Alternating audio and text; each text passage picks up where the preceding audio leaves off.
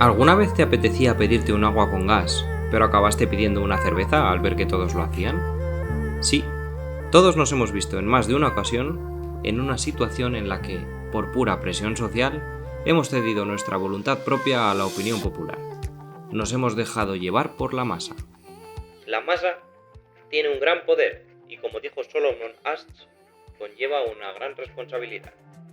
Te cuento. Resulta que Solomon Asch era un psicólogo polaco que se interesó mucho por la psicología social y en especial por el funcionamiento de la presión de grupo.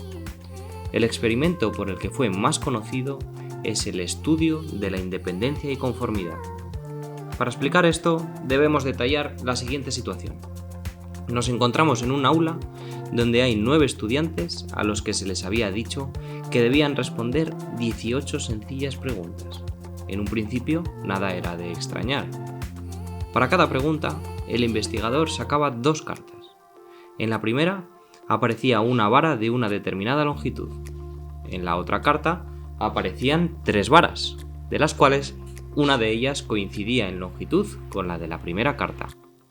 Seguro que imagináis qué pregunta les hacía el investigador. ¿Qué vara es de la misma longitud que la mostrada en la primera carta? La primera vez, todos respondían correctamente y elegían la vara correcta. En la segunda pregunta ocurría exactamente lo mismo. Y cuando todo parecía que iba a ser una aburrida clase de preguntas para párvulos, llegaba la tercera pregunta y uno de ellos disentía del resto. 8 estudiantes habían elegido una vara errónea y solo uno de ellos la correcta. Su primera reacción siempre era reírse o sorprenderse por la decisión de la mayoría. Pero es aquí cuando comienza lo interesante, pues los 8 participantes que habían errado lo habían hecho a propósito. Eran cómplices del investigador y en realidad el último participante era el verdadero objeto del estudio. La siguiente pregunta volvió a tener el mismo resultado: 8 participantes de acuerdo y un único integrante que disentía.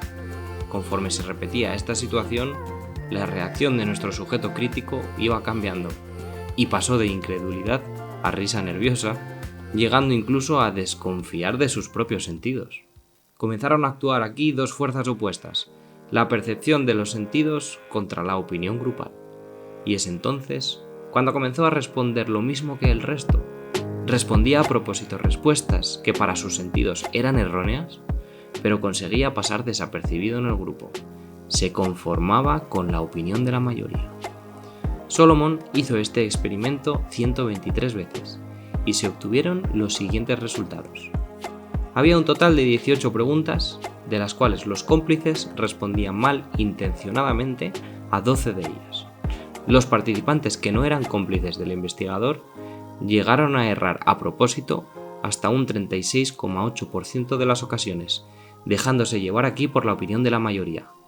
Es justo decir que algunos sujetos no erraron nunca, mientras que otros simplemente opinaban siempre lo mismo que el grupo.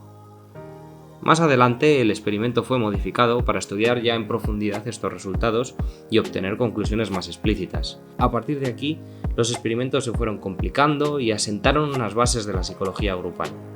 Así que recuerda, la próxima vez que salgas de un examen de matemáticas, asustado y nervioso porque a tus compañeros les ha dado 24 el ejercicio del examen, mientras que a ti te ha dado -7, tranquilo. Tienes un 36,8% de posibilidades de acertar. Y por cierto, ten cuidado cuando te dejes llevar por la presión de grupo. En ocasiones puede llevar a situaciones muy desagradables como la del próximo vídeo. ¡Hasta pronto!